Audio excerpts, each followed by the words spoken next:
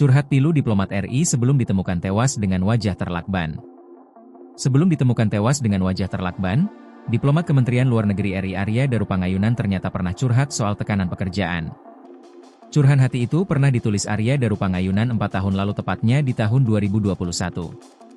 Arya Daru menceritakan bagaimana beratnya bekerja di Kementerian Luar Negeri hingga harus berjauhan dengan istri dan keluarga. Misalnya saja, kata Arya, saat dirinya pertama kali bertugas di KBRI Yangon, Myanmar. Arya Daru saat itu harus meninggalkan istrinya, Meta Ayu Puspitanti, yang sedang hamil anak pertama mereka. Di Myanmar, Arya Daru mendapat pekerjaan sebagai lokal staf fungsi politik di KBRI Yangon.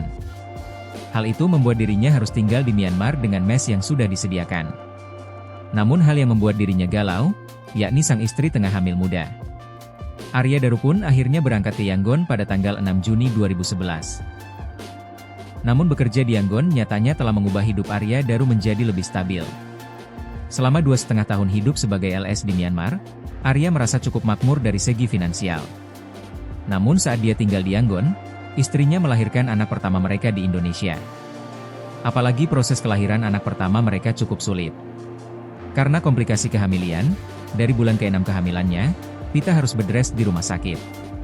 Arya Daru pun meminta izin kepada Dubes untuk pulang ke Jogja. Namun saat itu izin tidak langsung diberikan.